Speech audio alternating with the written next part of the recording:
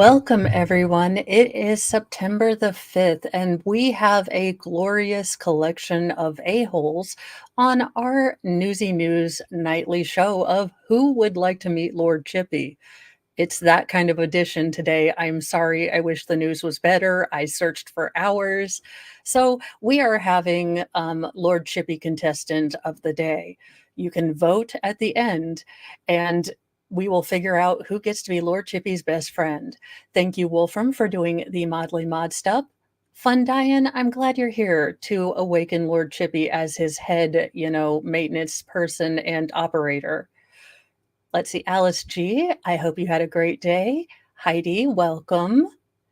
Tamara, good morning. Or not morning, it's evening, unless you're in a place that it's morning, and then it is, in fact, morning. Now, our first story, I'll call him contestant douchebag number one. A force multiplier man is accused of unaliving, F that, murdering 81 animals, including mini horses. Okay, now I'm gonna need this. How dare you deal a puppy horse? You done unalived a puppy horse. No, you're done. Do we have his face? Because, okay. No, we don't, which is probably good because I don't need bail money, y'all. Seriously. Good morning, Audio Coffee. Thank you for it being morning for you. And Slinky, welcome. Deviance More, good evening. In what can only be considered a 3-hour just house of horrors, a California man massacred more than 80 animals, including many horses, chickens, goats, in a horrifying 3-hour shooting spree at a farm where he lived, according to police. Vicente Joseph Arroyo, 39, of Salinas, allegedly murdered 81 hoofed and furried and feathered creatures and badly injured 5 more during a deranged rampage Tuesday morning in the Prunedale area, according to Monterey police. Arroyo is accused of heartlessly gunning down all manners of animals for no apparent reason before crashing a vehicle into a shrub-dotted area near Lemus Farm on Avery Lane, Monterey County Sheriff's officials told the LA Times. I think Gen Pop Justice might just catch up to him because you know what we don't mess with? You don't mess with children and you don't mess with aminals. No. And especially not mini horses. Those are like the cutest things ever. Not that I'm against goats or chickens, but mini horses are awesome.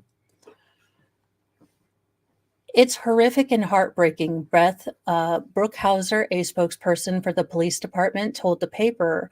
All the animals involved were sadly found deceased, except for 5 severely injured parakeets. The hell? Who the hell injures a daggone parakeet? Oh, Dan, we are watching that during the day. It just starts so late that I'm usually in full-on kid homework mode by the time it starts. So I will be watching that tomorrow on Court and Cross Stitch. But yeah, I was not impressed with the opening statement by the defense. Learn to read a room. You are not a comedian. Now, Arroyo, who lives on the farm but is not employed there, allegedly used an illegal weapon along with rifles, shotguns, and handguns to slaughter all of these animals. Cops have no motive for the attack and likely said it was random. I've been in law enforcement for 24 years and I've never seen anything like this. Commander Andres Rosas, a Monterey County Sheriff spokesperson, said, being an animal lover, they become part of your family, and for them to be taken in this manner is horrible. Arroyo had allegedly stashed at least 15 firearms, including a quote-unquote ghost gun, along with 2,000 rounds of ammunition on the property. The animals that survived were unfortunately taken out of their misery because of the pain and the injuries by a nonprofit group, Society for the Prevention of Cruelties of Animals, due to the severity of their injuries. I I don't get it. Arroyo was charged with cruelty to animals and illegal possession of an assault weapon. His bail was initially set at $50,000, but investigators have petitioned to raise it to 1 million. Yes. Oh, I thought those were the printed ones. Well, summer's getting ready to end, and he too wanted to have some fun at beaches before he had to stay inside. Well, we're gonna stay in California for this next one, and if you're looking for a property, do I have a half a house for you? This beauty is listed for $500,000. Now I know what you're thinking. What will I do with all this potential open space? But, really, it would take a creative mind. But there you go, $500,000. A newly listed for sale in Southern California's notoriously pricey realty market, half a house for $500,000. The one-bedroom, one-bathroom bungalow in suburban Monrovia, northeast of Los Angeles, was crushed by a tree in May, with two renters and two dogs inside. There were no injuries, but a fence and most of the roof was mangled. Now, what's left of the property, with missing walls, wires hanging, and no ceilings, is on sale for $499,000. The listing agent, Kevin Wheeler, quipped to the Los Angeles Times that it's an open floor concept. Now, sir, I'm not a realtor, nor am I possibly going to face Richard Pryor's moving levels of fraud if you actually say that. But what sure, okay, fine.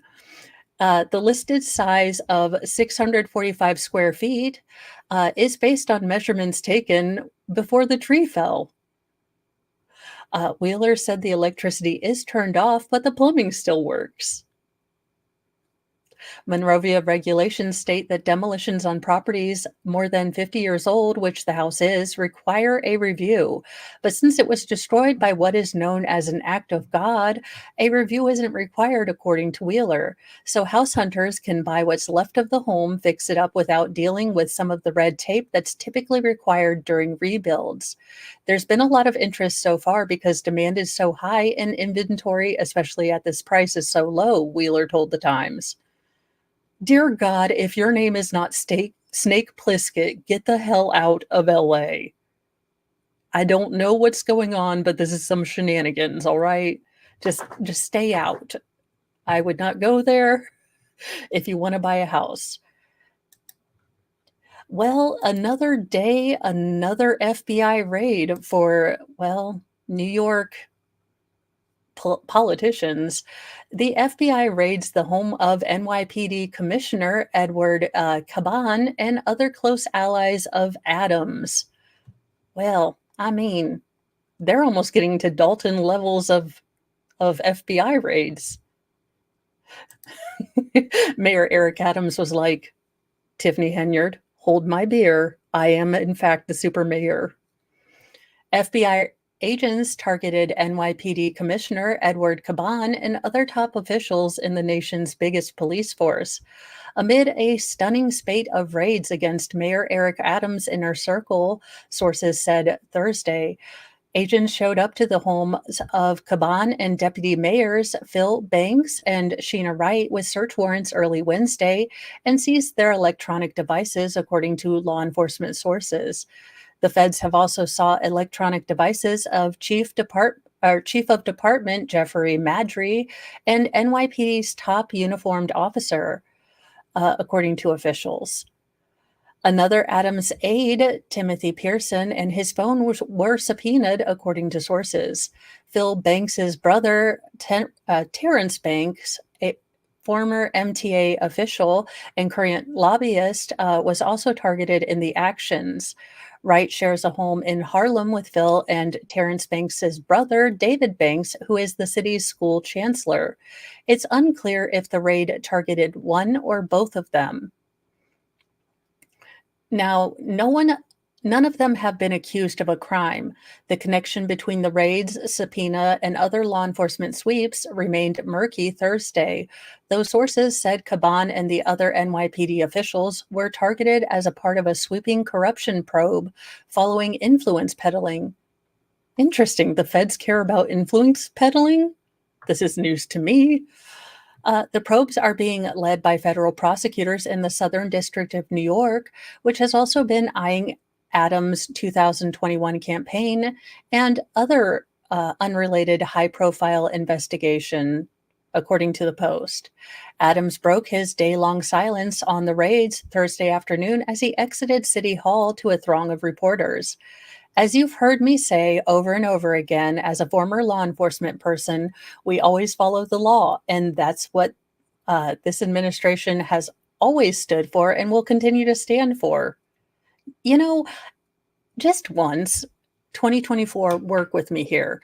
I want a politician's pants, now safely, to instantly disapparate into a puff of smoke because they are liar, liar, pants on fires. I just need to see this happen in real life, like, it just disintegrates like ash, there are no flames, no one gets hurt, but I just need their pants to disappear. I need it to be not so subtle and possibly Nancy Pelosi, but just for Slinky, because the feds are awesome at probing. Whatever information is needed will turn over. City Hall Chief Counsel Lisa Zornberg, in a statement issued shortly after the raids were publicly revealed, implied city officials weren't the probe's ultimate targets. Investigators have not indicated to us that the mayor or his staff are targets of any investigation, said City Hall Chief Counsel Lisa Zornberg. As a former member of law enforcement, the mayor has repeatedly made clear that all members in the team need to follow the law. Well, there you go. So he said that nothing shenanigans is going on. I believe him. There you go. Sure. Coming tomorrow, indictments. In one of the good stories I was able to find, do you know what the O in o'clock stands for? No, I do not. I am today years old when I will possibly learn this. What the O? Astonished people are finally learning the exact meaning of the phrase they say nearly every hour, and it's o'clock. A woman who goes by at Jenny Newell 1 on Threads asked her followers if anyone knew what the O actually stands for. What is the meaning of O in o'clock? The self-described fashion designer asked. Several folks weighed in on her post with various commenters offering that it stood for zero or Zoida, old person said it in Vietnamese, or Omega, and more. A stream of know it alls claimed in various forms that it was a contraction of the phrase of the clock. The invention of the clock, as many people use the sundial, as to make the distinction. Many people using the clock would state it was of the clock, explained one Threads user. Although provided with a plethora of answers, one onlooker wanted more. Now I want to know the origin. Lucky enough, the answer that they were looking for was soon revealed. The O in o'clock does indeed stand for of the. Well, I thought it was going to be like, oh, I have no idea. Let me check my watch. But dang it. The phrase o'clock is a contraction of the clock. We needed an entire article on this. I thought it was going to be something funny. Which historically was used to specify the time according to the clock and not the sundial or the big Bernie thing in the sky.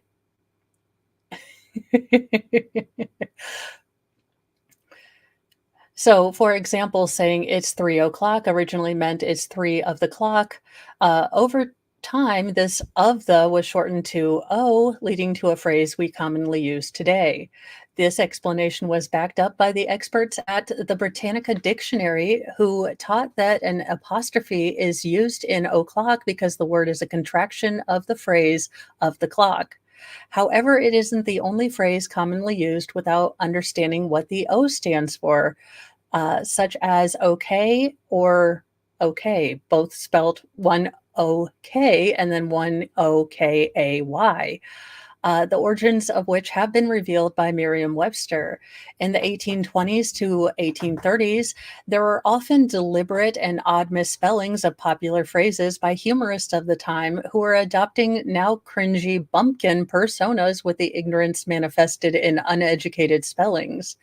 All right became OW as abbreviation for all right, and all correct became OK as an abbreviation for all correct. And now you know, so you can be insufferable and pedantic and tell everyone at the dentist office. I'm just kidding. You will remember that fact at 4 a.m. for no apparent reason, but it will come back to you. In our next contestant for Lord Chippy, contestant number 2, this chick, this absolute worthless, okay, no, this absolute chick. The Long Island mother who caused her son, 9 years old, to lose his life in a wrong way crash has had her license suspended for the 57th time.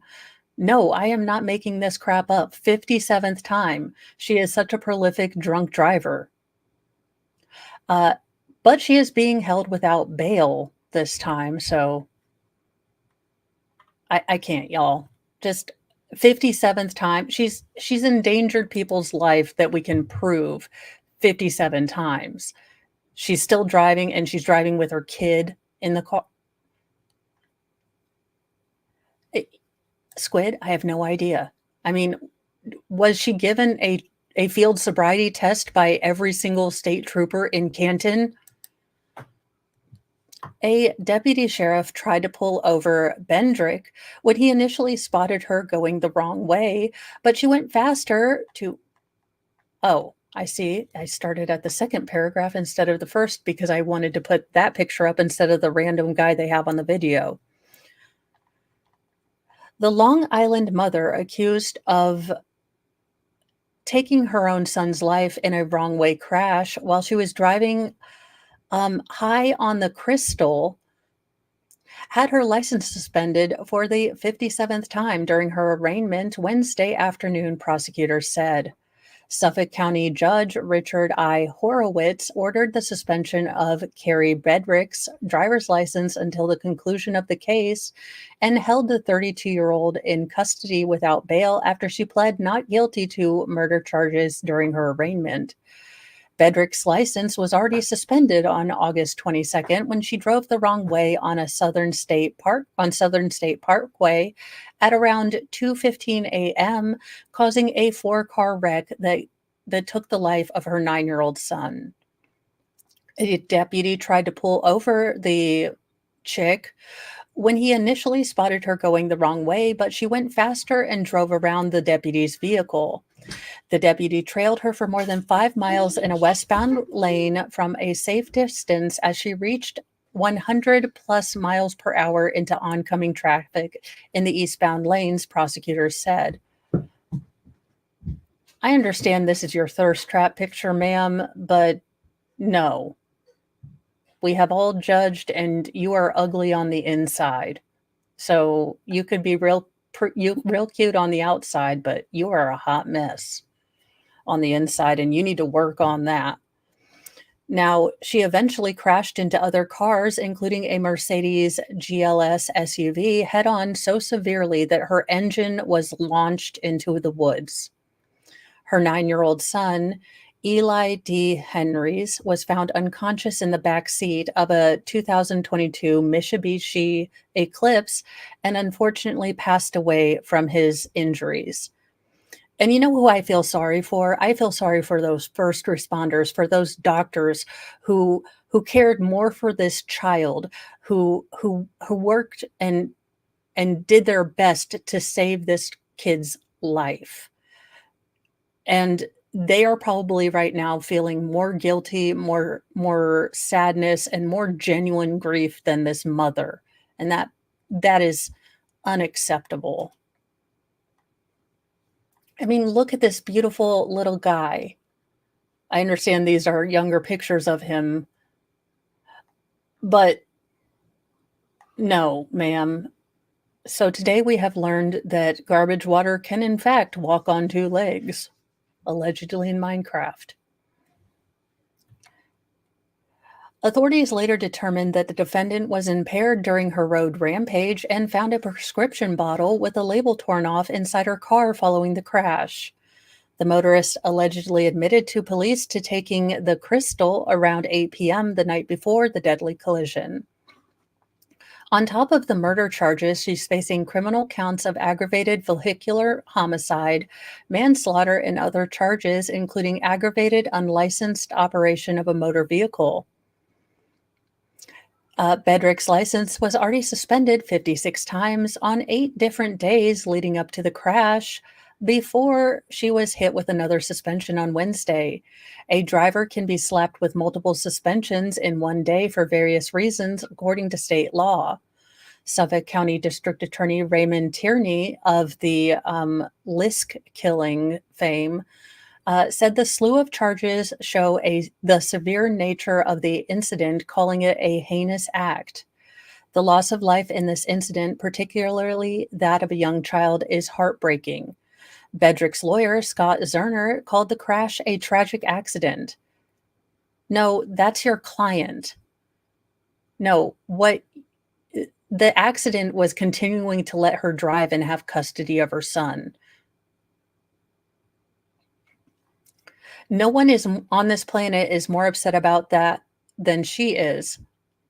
Sir, I'm gonna need you to read the room, and right now I have a full-on hate eggplant for your client, and I don't give a rat's. You know, amazed. So she was really, really sad and upset, and she continued to do the crystal with her son in the car? I'm gonna call bullshit on that. Now, the mom could spend the next 25 years to life in prison, or she could just go to Snake Island and save us all the trouble. All the trouble. In some, well, at least news of closure and at least finding something for this victim's family, genetic genealogy leads to a man's arrest in 1993 grape and unaliving of his 19-year-old neighbor. And I will say this, I bet that there are some people out there that are really looking over their shoulders right now. They thought they got away with something in the 70s and the 80s. They've gone on to live their life. They don't think it. And one of these days, they're going to get a knock on the door. They're going to get a knock on the door. And it's amazing that we can use science to solve some of these very unsolvable cases and give some families, justice that they've waited, decades and years and lifetime for. A man has been arrested in the 1993 grape and unaliving of his 19-year-old neighbor in Indiana after he was linked to the case through genetic genealogy. On March 24th, 1993, Carmen Van Huss's father went to her Indianapolis apartment to check on her after she didn't show up for work. He found his daughter dead on the floor, according to a probable cause affidavit. She was nude and had multiple puncture wounds all over her body, face, and head. And look at this beautiful young lady. I mean, and for a father to have to see that, for a father to have to walk in and have to see that, just absolutely devastating and heartbreaking. There were obvious signs of a struggle, including a knocked over table, clothing thrown on the floor, a large pool of blood near the victim's head, and blood spatter around the victim's body. A resident in the apartment directly below Van Huss told police that in the early hours of March 23rd, he heard screams, crying, slamming, banging, and noises of males arguing that lasted approximately 30 minutes. And you called no one? People. In the years that followed, police said they interviewed dozens of people and followed up on hundreds of leads, but the case sadly went cold. In 2013, the unknown suspect's DNA was uploaded to CODIS, the nationwide law enforcement database, but there wasn't a match according to a probable cause affidavit. Well, yeah, they did say males, but they didn't have an apostrophe under it or before the S, so I considered it maybe several males. Or the person who claimed he heard all the screaming and crying was the real, suspect. Then in 2018, the police say they submitted a DNA sample from the crime scene to Parabon Nanolabs to try to solve the case with forensic genealogy, a new investigative tool that takes unknown DNA and identifies it by comparing it to family members who voluntarily submit their DNA samples to a database. In 2023, police said various investigative methods led to information from the genealogical analysis, and it led to a suspect's name, Dana Shepard. Police determined Shepard was Van Huss's neighbor in 1993. Their apartment buildings were connected internally by a shared common area, according to the probable cause affidavit. In February, police were granted a warrant to obtain DNA from Shepard, who is now living in Missouri and working at the University of Missouri. When police showed Shepard the warrant, he was visibly shaking, the document said. In June, testing determined that it was indeed Shepard's DNA on Van Huss's body and the crime scene. Shepard, 52, was arrested in Missouri last week on charges of murder, felony murder, and SA. He has not yet been extradited to Indiana.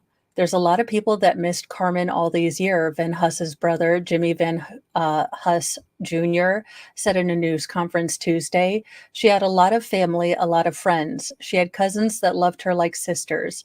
She wasn't able to experience her college graduation or have a wedding or any of life's events.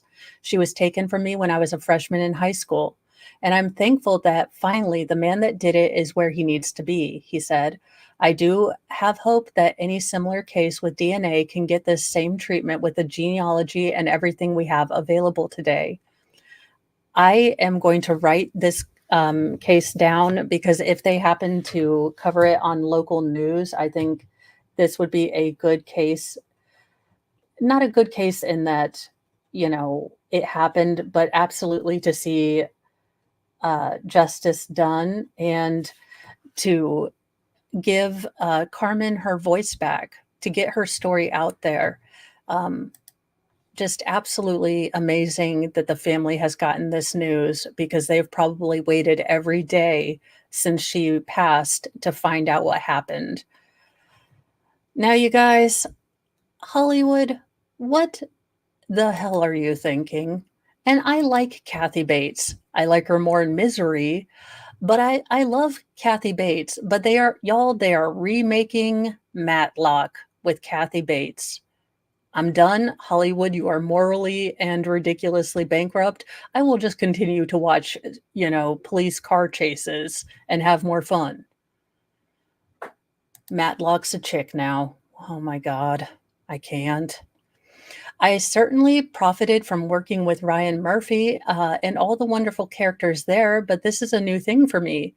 Matlock is getting meta. In CBS's new legal drama, Kathy Bates plays Madeline Matlock. F my timeline. Madeline Matlock. Again, Hollywood, I give you full permission to take, remake, reboot, re-shenaniganize, recontextualize Captain Planet. Captain Planet was is full of all of the message that you can have, and no one really cares about it all that much, so no one really cares if you make it crap, because it already was kinda preachy to begin with. So really, just stop this. What? No. Stop. A friendly, enthusiastic attorney who comes out of retirement to join an intense New York law firm. Although the series bears a vague resemblance to the 80s and 90s Andy Griffith show of the same name, the new Matlock is far from a conventional reboot. Oh my God, no. Please tell me how stupid it's going to get. In the first episode's opening moments, Bates' protagonist introduces herself as, yes, Matlock, like the old television show. I just feel, I just, I felt like my soul died. Hollywood, you went on strike, and these are the writers you brought back? It's consistently clear the old program exists as a show in the world of the new one. Oh, how cool. Subvert our expectations. Matlock's a chick now. As a result, the show wields an ability to comment on and, if it desires, distance itself from the older project that shares its same name. In contrast to the original series, or at least popular perceptions of it, the new Matlock maintains a lively, youthful spirit. Yeah, because nothing says lively and youthful like Beau Bridges and Kathy Bates and Metamucil. But sure, lively and energetic for an octogenarian. Okay. With rapid fire dialogue and a zippy pace that's reminiscent of a writer producer associated with Jane the Virgin. Aside from Bates and Beau Bridges, who will play the head of the firm, Matlock's cast skews quite long or quite young, including Sky P. Marshall.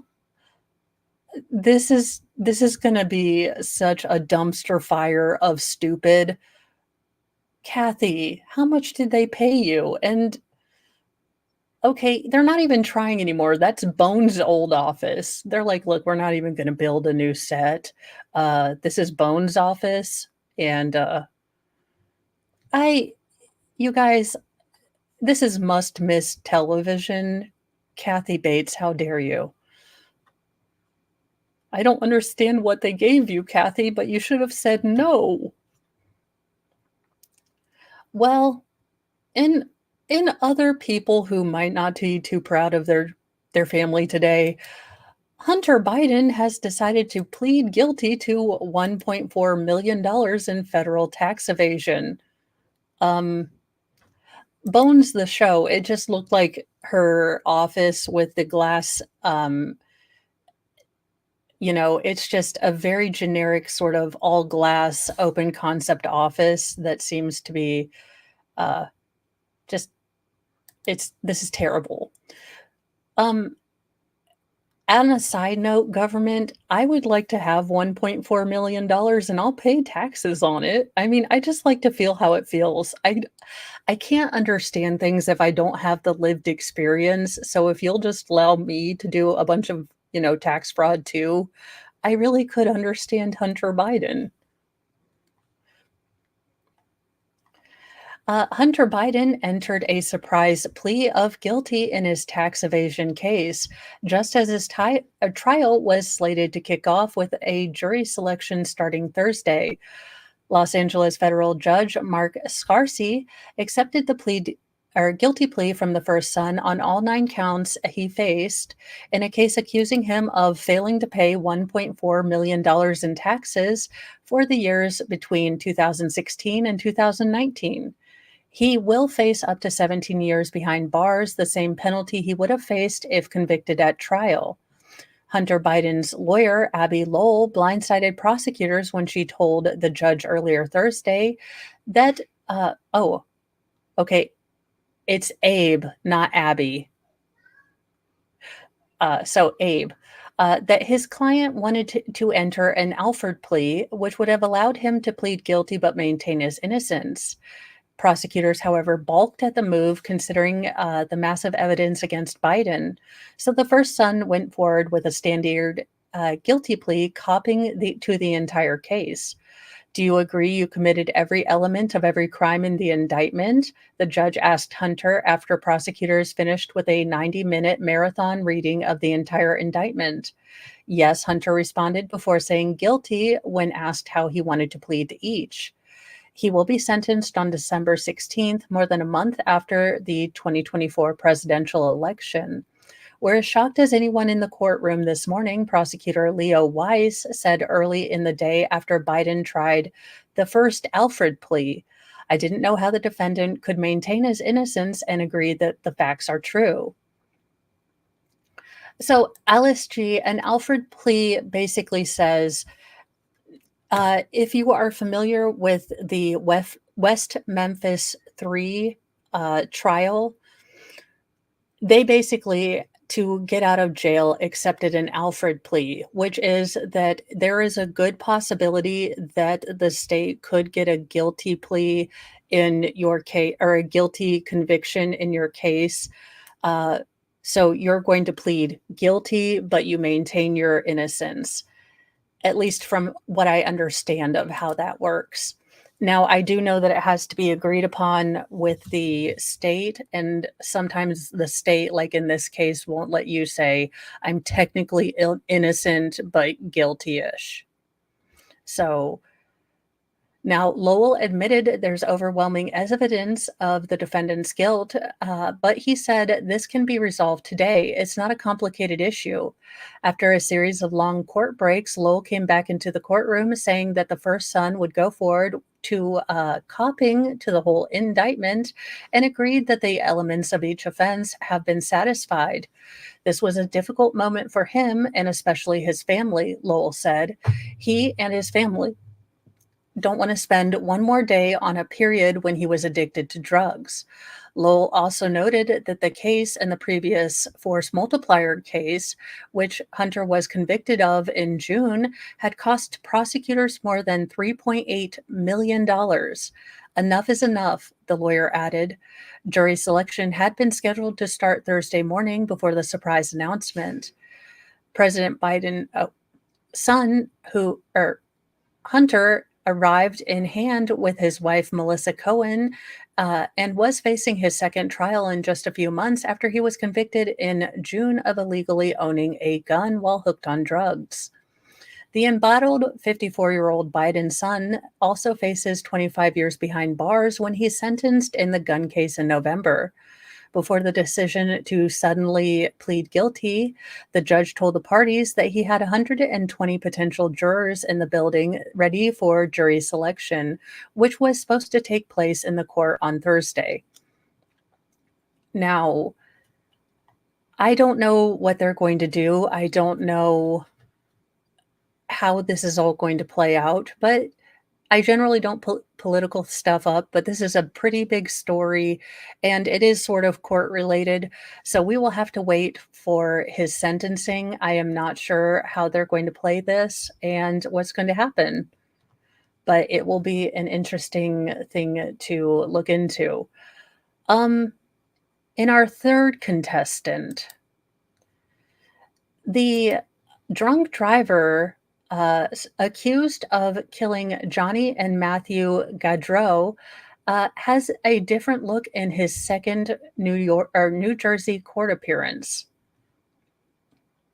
Sean Higgins, who allegedly mowed down NHL star Johnny Gaudreau and his younger brother on a rural New Jersey roadway last week, was ordered held in jail for at least another week as he debuted a new look in court Thursday. Higgins appeared without the turtle vest that he was wearing during his initial virtual appearance August 30th, and now has a bushy goatee. Well, fashion is really important when you're a total walking dumpster fire. After only a few seconds, the judge postponed the hearing to determine Higgins' pretrial conditions until September 13th, with Higgins remanded into custody. Higgins faces 2 charges of death by an automobile for running over the Calgary Flames and Columbus Blue Jackets star and his brother Matthew as the pair rode bikes in Salem County, New Jersey on August 29th. As they were biking on County Road 551 in their hometown of Oldmans Township around 8 p.m., Higgins struck the men from behind in his black Jeep Grand Cherokee, New Jersey State Police say. The trooper who responded to the crash noted the smell of alcohol was on Higgins' breath, and later he failed a field sobriety test and admitted he'd had 5 to 6 drinks before the crash. Johnny was 31 and Matthew 29. They were killed on the eve of their sister Katie's wedding, where both were to stand as groommen. The NHL winger leaves behind his wife Meredith and 2 children, Noah and Johnny. Noah is 1 and Johnny is 6 months old. Thank you for the best years of my life, Meredith Gaudreau wrote on Instagram alongside a carousel of photos of her and her husband. Despite losing you, I am still the luckiest girl in the world to have been yours. I love you so much, the grieving wife said. Thousands of fans and mourners descended on Nationwide Arena in Columbus, Ohio, and Scotiabank Saddledome in Calgary to pay their respects to the brothers, lying bouquets and displaying phone app candles in their honor. Goudreau. Thank you, Squid Pro Quo. You know, names that aren't Smith, I'm like, I'll work on it. Thank you, Squid. Let's see. Goudreau was drafted by the Calgary Flames in 2014 and was later a finalist for the Calder Trophy. He stunned the hockey community when in 2022 he left Calgary and turned down several competitive offers from the New Jersey Devils and the New York Islanders in favor for a 7-year, $68.25 million contract with the Blue Jackets. I keep wanting to say Blue Jays, and I know it's not that right one. So I keep psyching myself out. I'm like, it's not the Blue Jackets or the Blue Jays, it's the Jackets. He appeared in an all-star game 7 times over the course of his career. Both teams memorialized the fallen star in social media posts following the tragic news. Johnny played the game with great joy, which was felt by everyone that saw him on the ice, the Blue Jackets said Friday. He brought a genuine love for hockey with him everywhere he played, from Boston College to the Calgary Flames to Team USA to the Blue Jackets. He thrilled fans in a way only Johnny Hockey could. The impact on our organization and our sport was profound, but pales in comparison to the indelible impression he made on everyone who knew him. The Calgary Flames also paid tribute to their former player.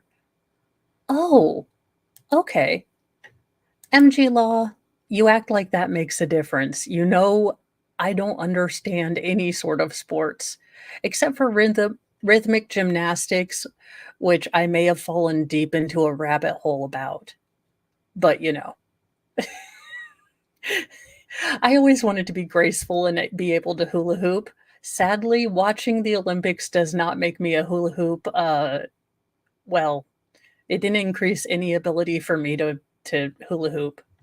I know you're shocked, but you cannot learn rhythmic gymnastics, over the television. It's very sad. I don't like it. Oh my gosh. Yes. It could only end, except I don't want to hurt you, because when my mom has for 40 years tried to explain football to me, and last year I said, well, why don't they just tackle the guy before he gets the ball? And she's like, that's illegal. I just, I was like, it would get the game over with quicker. But apparently getting the game over with quicker is not what people who enjoy sports want to happen. Wig curling. I could do that. Y'all, it's been 40 years and a woman who is obsessed with the Sooners and the Colts and the Vikings, and I still could not tell you how any of football works. I mean, it was on constantly, and my mom is, like, loudly, like, cheering and standing up, and I am still looking up from, like, my C.S. Lewis, like, I don't get any of this. Well, move over, Zapruder film. We have a new JFK film that's been recently discovered, and, well, maybe it'll shine some lights on things before, everything's released in 170 years or whenever the CIA and FBI allow it. New JFK film discovered, never before seen footage shows frantic moments after his assassination. Former Secret Service agent Clint Hill, who appears in the unearthed film clip, tells people that the previously unreported footage is an emotional thing to watch 6 decades later. For more than 6 decades after the murder of President John F. Kennedy, never before seen footage of the assassination's immediate aftermath has come to light. The minute-long 8 millimeter color film, existence of which was previously unknown, will soon be sold through RR Auctions. Online bidding is now underway, and the live auction is scheduled for September 28th. The unearthed footage in 2 parts shows the president's motorcade driving into downtown Dallas, then speeding toward Parkland Hospital as Clint Hill, Jackie Kennedy's Secret Service agent, shields both her and the president. After the first shot rang out on November 22nd, 1963, Agent Hill leapt onto the back of the presidential limousine and placed his body spread eagle over the back of the seat. Now 92, Hill tells people that the discovery of the film is an emotional thing for me because I know what has happened. I know what I'm seeing in that film is the dead president. The footage was shot by Dale Carpenter Sr., a local Dallas truck driver who filmed from Stevens Freeway. Carpenter's grandson, James Gates, tells people that the film landed in his possession when his mother handed down family mementos sometime after his grandfather's death from Parkinson's disease. She gave me several reels of family films and audio recordings, a projector, and a reel to reel audio recorder. Gates said the film was sorted in plastic Dean's Food milk crate and had been in my closet for several years before I decided to put it in the fire safe. Bobby Livingston, executive vice president at RR Auction, says, quote, unlike any other footage known to exist, this film captures a segment immediately following the Zapruder film, providing a fresh perspective on one of the most analyzed moments in history. Once you see it, Livingston adds, you'll never forget Clint Hill's heroic efforts to protect Miss Kennedy, racing at 80 miles an hour in a desperate attempt to save the president's life as they sped to Parkland. Now, the Zapruder film, taken by clothing manufacturer Abram Zapruder as the presidential motorcade passed through Dealey Plaza, is considered the most complete and graphic footage of the assassination, whereas the new footage depicts the aftermath as the presidential motorcade races to the hospital and Miss Kennedy leans over her wounded husband. It brings it back so vividly, said Agent Hill's wife, Lisa McCubbin Hill, with whom he previously wrote Miss Kennedy and Me and 3 additional bestsellers. It really brings the moment to life, she continues. When you see the president's limousine, you see Clint on the back of the car. To see the speed of the car and how precarious it was, Clint still trying to protect the president and Miss Kennedy from whatever else might be coming. One slip and he would have gone flying off. He would have been killed. So interesting. I do hope that, the general public gets to see it. Uh, It does seem very strange and surreal to be living not only what seems to be a redux of the Carter administration, but also, having flashes of uh, just different things going around and kind of how it feels like we're in a lot of turmoil again. But, it comes and goes, it swings and roundabouts, as people say, and every generation thinks they're living in the craziest generation. Now, I think we're on contestant 4. Contestants 4, because there are 2 of them, they're newlyweds. Because, the couple that felonies together stays together. A groomsman was intentionally struck and unalived by an SUV driven uh, by the groom after a wedding day argument with newlyweds. Y'all, I cannot make this crap up. Also, nothing says a happy marriage, happy life like a neck tattoo. A wedding day dispute turned deadly for one member of a wedding party in Michigan late last month, police in the Wolverine state say. The groom, James Douglas Shara, 22, stands accused of one count of murder in the second degree, according to Genesee County Court. Of accessory Oh, and the bride, Savannah Nicole Collier, 21, because again, the couple that felonies together stays together, has been charged with one count of accessory after the fact to a felony. The now recently married couple faced the prospect of a long honeymoon behind bars and walls of prison and jail. The incident occurred sometime late in the evening of August 30th, according to a press release issued by Flint Police Department. Around 8 p.m. that night, officers responded to a, quote, reported pedestrian injury crash, end quote, on Hamilton Avenue near Lewis Street, a dilapidated area a few blocks due east of the Flint River, and the formerly expansive factory sites of the early 20th century automotive industry, many of which are now parking lots and weed-run fields. At the scene of the crime, police found Terry Lewis Taylor Jr., 29, suffering from severe wounds.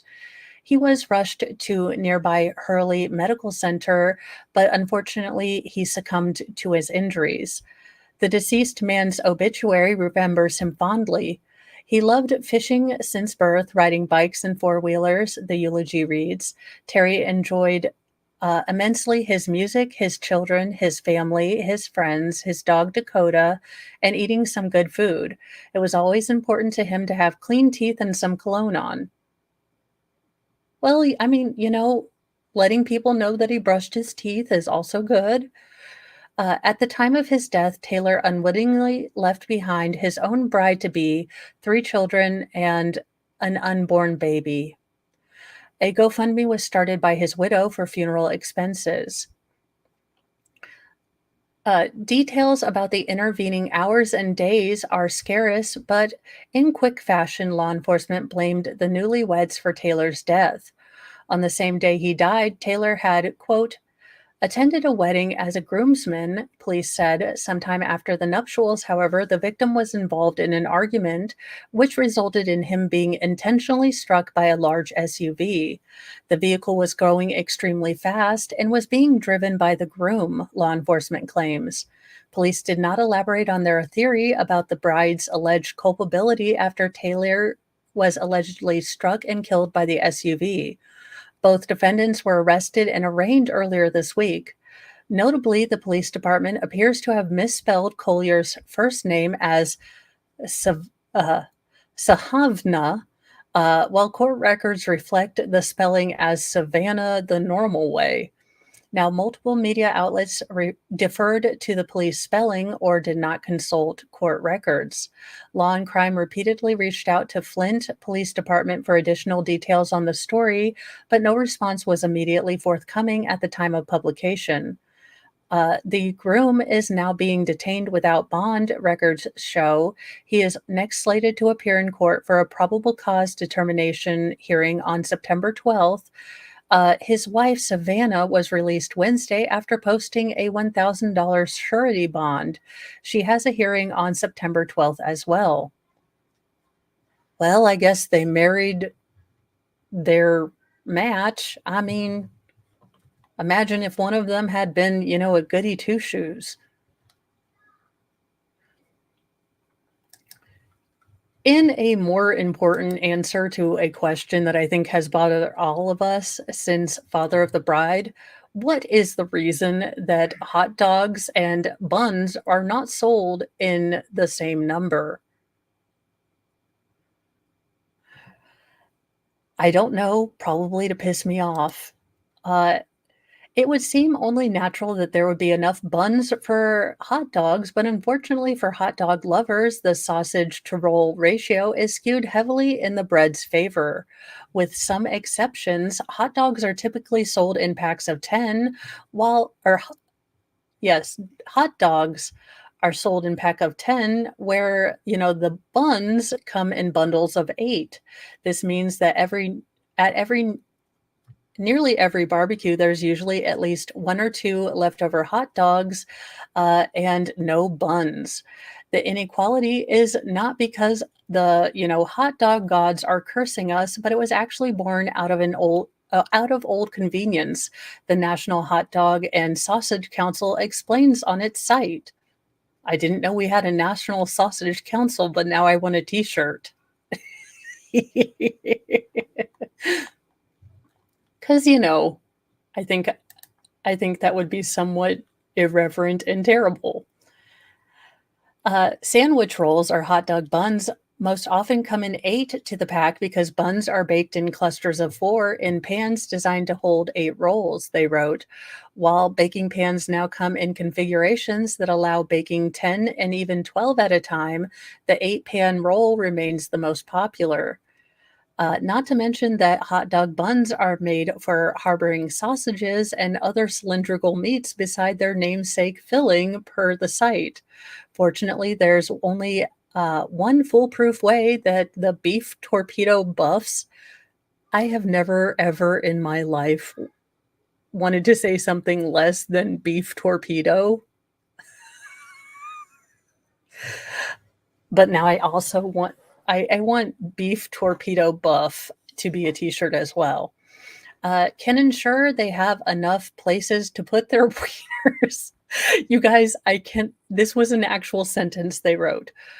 Fortunately, there's one foolproof way that beef torpedo buffs can ensure they have enough places to put their wieners. Y'all, somehow that got through editing. Whoever your line editor is needs to be, pulled back. They're trying to be a whole lot extra here. They simply need to buy 5 bags of 8 to the pack buns to 4 10 in the pack hot dogs.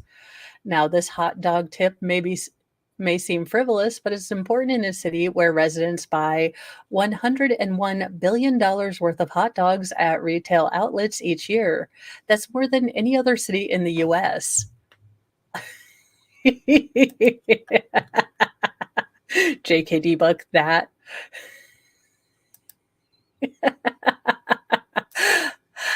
That is true, Nunya. Most toddlers will eat the hot dog and not the bun.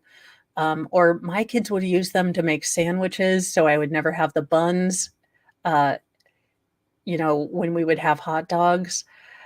Gotham also came off having the ultimate brat summer with hot dog inspired creations ranging from ice cream to cocktails. Not to mention a gigantic 60-foot wiener installment erected in Times Squares this past spring. Okay, never mind. New York Times as an official 12-year-old with the giggles. Um, the fact that your final sentence was not to mention a giant 65-foot wiener installment that was erected in Times Square. You know, my hat's off to you, New York Times. In our final story, and an update to a story that brought you a while back, Chiefs superfan Xavier Babudar, aka Chief Saholic, was sentenced to 17.5 years in prison for a bank robbery spree. Yes, this guy that was robbing, banks is going to prison for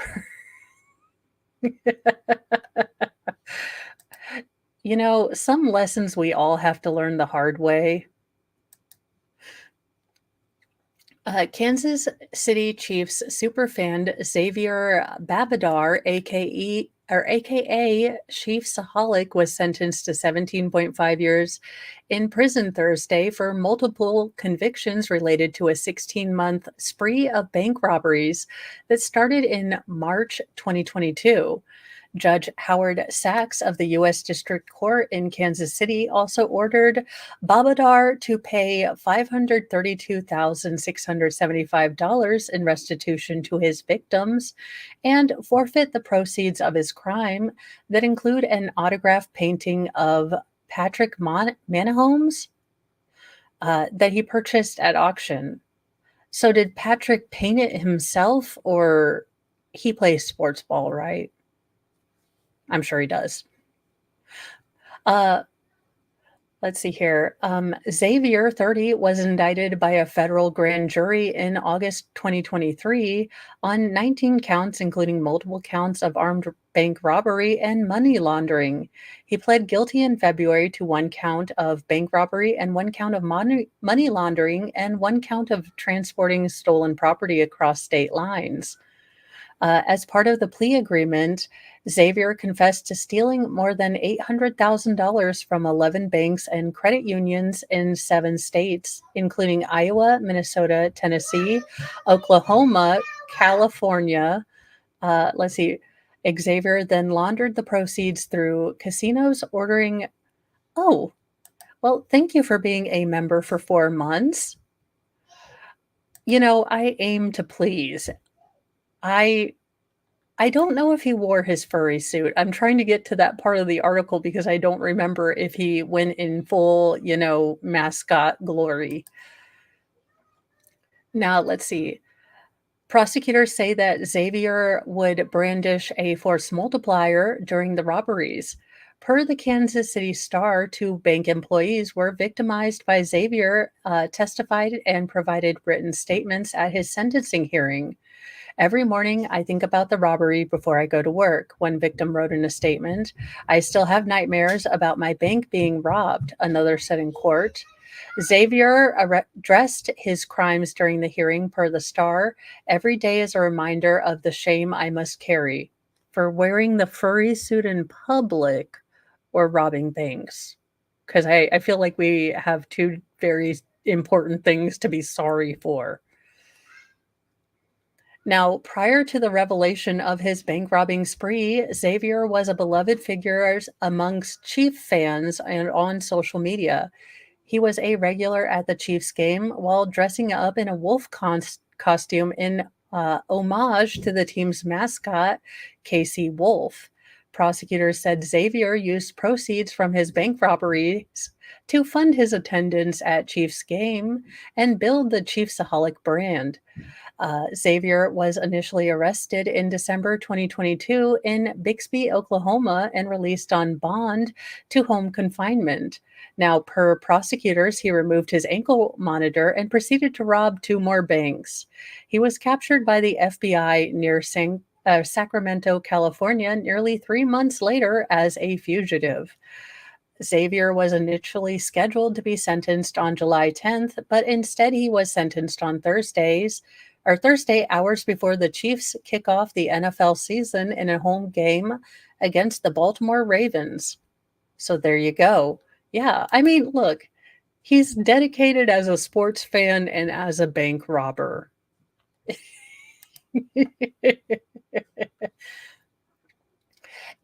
I think it might. No, no, she's a cat person. Well, those are the stories. We have, well, but we have one more thing to do. So this is Lord Chippy contestant one, the reverse, like the evil villain of Noah's Ark.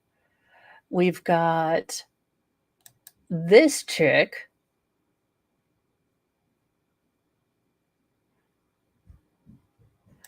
This particular dude.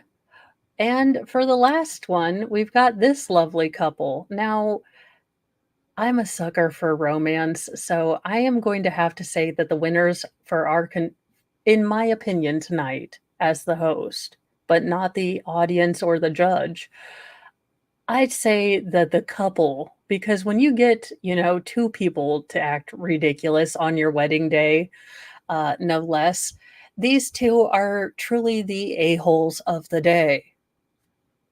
But that's just my thought on it. You guys feel free to vote that out. But I'm going to give the lovebirds the win for this evening.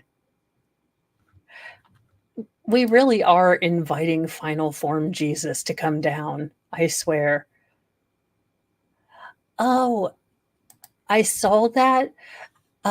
Slinky, I had that story pulled, but it was on a day when I kid you not, I try to put in, some amusing, some lighthearted stories, and every single story that day was just horrible. So I didn't end up pulling that one because it was just gonna make me more ragey, and I try to, um, not put you guys in total black pill mode, but give you the news that is going on. So I saw that, what an absolute gross thing that happened, but it was yeah, deviance more. The first story is absolutely insanity.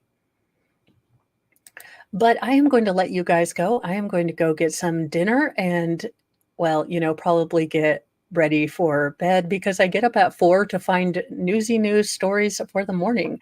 So tomorrow we will have, mornings with Mo, and then we will get on to day 2 of Crouching Judge, Flying Defendant. And we will go from there. I hope you guys have a good evening, and I will see you all in the morning. Bye, guys. Oh, I didn't want Wheel of Wigs, dang it. I'm a professional. Don't try this at home, kids.